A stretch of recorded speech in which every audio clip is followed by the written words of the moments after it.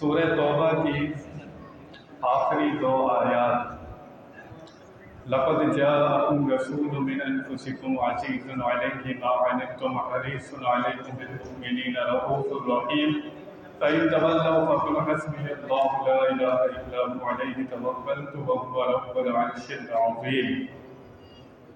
یہ دو آیات مبارکہ جو شخص صبح پڑھ لے تو شام تک نہیں مرتا، شام کو پڑھ لے تو صبح تک نہیں مرتا، لیکن جب اس کی اجل آنی ہوگی تو یہ دو آیات کو پڑھنا اسے بھلا دیا جائے گا۔ تو جو شخص خطرہ محسوس کرتا ہے وہ یہ آیات کو پڑھ سکتا ہے، اللہ تعالیٰ اس کی حفاظت فرمائے گا۔ مشہور واقعہ ہے، نبی پاک صلی اللہ علیہ وسلم نے ایک یہودی سے گھوڑا خریدا۔ نبی پاک نے بیانہ دے دیا، سودا طے ہو گیا۔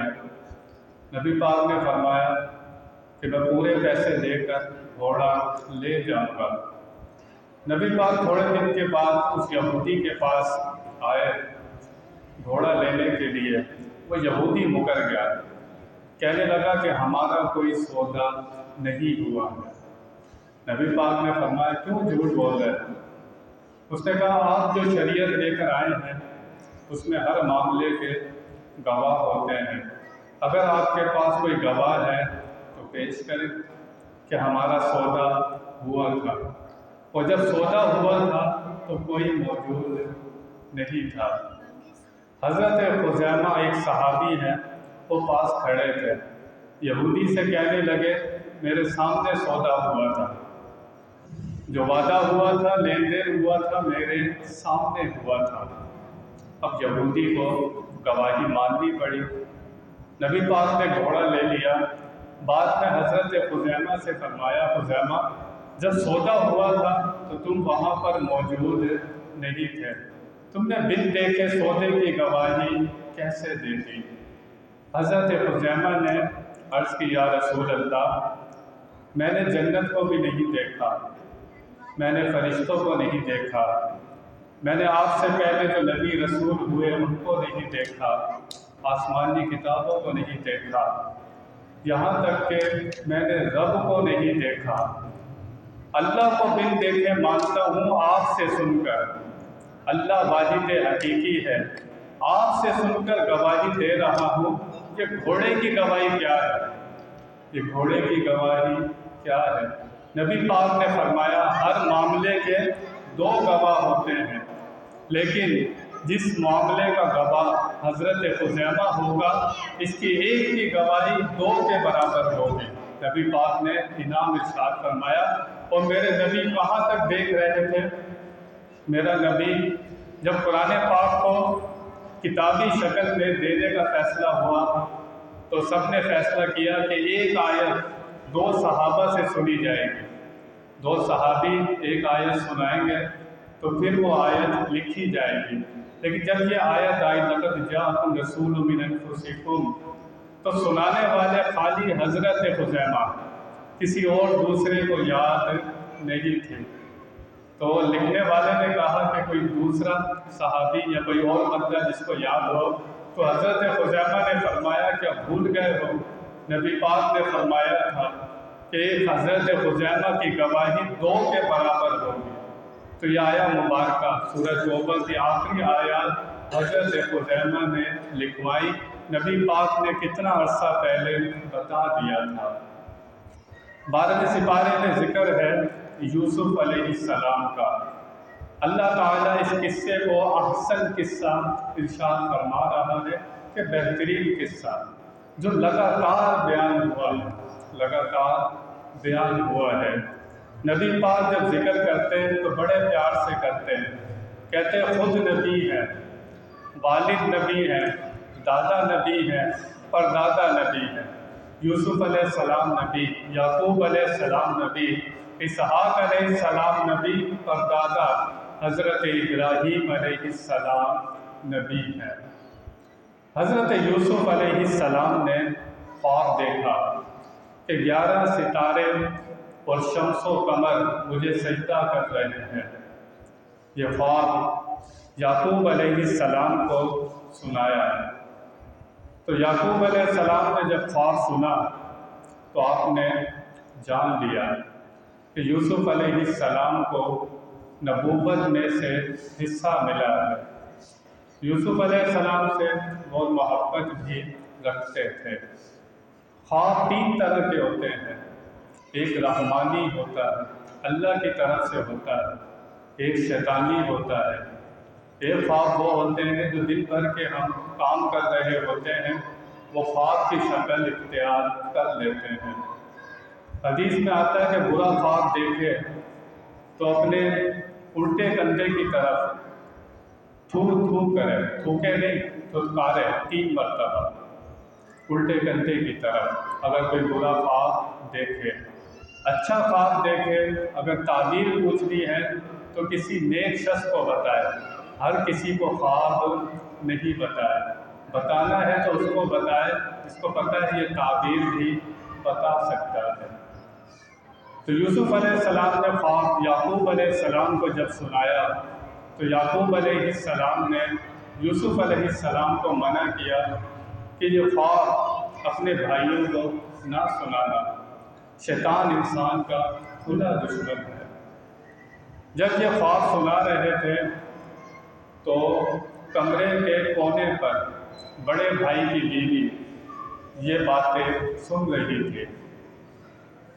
لوگ کہتے ہیں تم کہتے ہو اللہ کے نبی کو پتہ ہوتا ہے، تو یعقوب علیہ السلام بتا دیتے کہ کونے میں کھڑی ہوئی وہ خاتون جو ہے وہ سن رہی ہے۔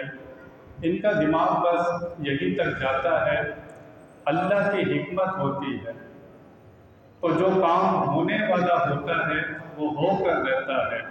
اگر وہ خواب نہ سنتی، یوسف علیہ السلام کو کنعان سے نکلنا تھا اور مصر کے تخت تک جانا تھا، اتنا لمبا سفر طے کرنا تھا یوسف علیہ السلام نے۔ اگر وہ خواب نہ سنتی تو یہ سارا سفر کیسے ہوتا؟ بعض مرتبہ اللہ تعالیٰ کے نبیوں کی توجہ نہیں ہوتی، کسی اور طرف توجہ ہوتی ہے۔ جب یعقوب علیہ السلام نے خواب سنا، آپ یوسف علیہ السلام کا مستقبل دیکھنے لگ گئے کہ میرے بیٹے کا مستقبل کیسا ہوگا، اور یہ کس کس طرح سے مشکلوں سے گزار کر یہ مصر کے تخت پر بٹھایا جائے گا۔ بہرحال اس نے خواب سن کر بھائیوں کو بتایا تو بھائیوں کے دل میں حسد پیدا ہوا اور انہوں نے پلان بنانا شروع کر دیا۔ کسی نے کہا کہ یوسف علیہ السلام کو قتل کر دیا جائے، کسی نے کہا کہ بہت دور جنگل میں چھوڑ آتے ہیں، یہ باپ کی نظروں سے دور ہو جائے گا تو باپ پھر ہم سے ہی محبت کرے گا۔ یہ سب کچھ تھا باپ کی محبت حاصل کرنے کے لیے۔ یوسف علیہ السلام نے اپنے بھائیوں کو معاف کر دیا تھا، کوئی ان کے بھائیوں کو برا نہیں بول سکتا۔ حضرت زلیخا یوسف علیہ السلام کے نکاح میں آئی تھی، حضرت زلیخا کو بھی برا نہیں بول سکتے۔ حضرت زلیخا نے محبت کی تھی اللہ کے نبی سے، تو انہوں نے پلان بنایا کہ کسی طرح یوسف علیہ السلام کو دور کریں۔ آئے یعقوب علیہ السلام کے پاس، ابا جان آپ یوسف کے معاملے میں ہم پر اعتبار نہیں کرتے۔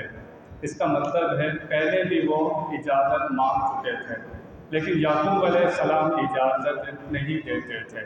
کہنے لگے ہم کل پکنک پر جا رہے ہیں، یہ ہمارے ساتھ جائے گا، کھیلے گا کودے گا وہاں پر، آپ ہمارے ساتھ جانے دیں۔ یعقوب علیہ السلام قرآن میں دیکھیں، انہوں نے جو بات آ کر دوسرے دن کہنی تھی وہ یعقوب علیہ السلام پہلے بتا رہے ہیں۔ کہہ رہے تم اسے لے تو جاؤ گے، مجھے ڈر لگتا ہے کہیں اسے بھیڑیا نہ کھا جائے۔ انہوں نے کہا ہم 11 کے 11 جوان، ہمارے ہوتے ہوئے یوسف کو بھیڑیا کیسے کھا سکتا ہے؟ بہرحال اللہ تعالیٰ کی تدبیر، یعقوب علیہ السلام نے اجازت دے دی تو یوسف علیہ السلام کو کندھوں پر بٹھا کر نکلے۔ جیسے ہی یعقوب علیہ السلام کی آنکھوں سے اوجل ہوئے یوسف علیہ السلام کو زمین پر پھینکا اور کہا کہ تو ہم سے سجدے کروانے کی باتیں کرتا ہے۔ جو ان کو سنانی تھی یوسف علیہ السلام کو سناتے رہے۔ یوسف علیہ السلام کا قمیص اتارا اور یوسف علیہ السلام کو کنویں میں پھینک دیا۔ اللہ نے جبریل امین کو بھیجا۔ جبریل امین نے یوسف علیہ السلام کو ایک پتھر پر بٹھا دیا، وہاں سے قمیص کو خون لگایا، کسی جانور کا خون لگایا، اور رات کے وقت آئے روتے ہوئے۔ رات کے وقت جھوٹا رونا تھا تاکہ پتہ نہ چلے۔ قمیص لائے یعقوب علیہ السلام کے پاس۔ یعقوب علیہ السلام نے قمیص کو دیکھا تو کہنے لگے بھیڑیا بہت سیانہ تھا، پورے یوسف علیہ السلام کو کھا گیا لیکن قمیص کہیں سے نہیں پھٹی۔ لیکن کوئی میرا بچہ ہو، آپ کا بھائی ہو، کہیں پر قتل ہو جائے، مارا جائے، آپ وہ جگہ دیکھنے ضرور جاتے ہیں کہ دیکھوں جا کر ہڈیاں تو موجود ہوں گی۔ یعقوب علیہ السلام جگہ دیکھنے نہیں جاتے، کہتے ہیں فصبر الجمیل، صبر ہی اچھا ہے۔ اللہ کی عطا سے جانتے تھے کہ یہ سب کچھ کیا ہو رہا ہے۔ بھائی جا کر کنویں کو دیکھا کرتے تھے کہ یوسف کا کیا حال ہے۔ ایک قافلہ وہاں سے گزر رہا تھا، اس نے پانی کے لیے ڈول ڈالا تو اس کے اندر یوسف علیہ السلام اس ڈول کے اندر آ گئے۔ انہوں نے دیکھا اتنا خوبصورت بچہ، وہاں سے یوسف علیہ السلام کے بھائی آ گئے، کہنے لگے یہ ہمارا بچہ ہے، ہم اسے بیچیں گے، خریدو گے؟ کتنے کا؟ انہوں نے کہا ہمارے پاس تو پیسے نہیں ہیں۔ انہوں نے کہا دیکھو اپنی جیبوں کے اندر کچھ پیسے ہوں گے تمہارے پاس۔ انہوں نے جیبوں میں ہاتھ ڈالا تو سکے نکلے وہ بھی کھوٹے، سکے نکلے وہ بھی کھوٹے۔ انہوں نے کہا یہی دے دو۔ جو سکے تھے وہ دے دیے۔ بے قدرے تھے نا۔ علماء نے لکھا اگر یوسف علیہ السلام کو بیچنے والے یعقوب علیہ السلام ہوتے اور خریدنے والی زلیخا ہوتی تو پتہ چلتا کیا بھاؤ لگتا۔ دونوں بے قدرے تھے، بیچنے والے بھی لینے والے بھی۔ اگر بیچنے والے لینے والے قدردان ہوتے تو پھر بھاؤ پتہ چلتا۔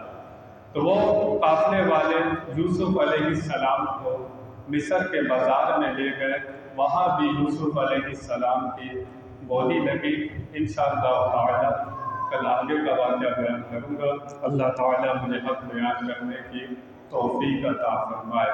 وآخر دعوانا ان الحمد للہ رب العالمین۔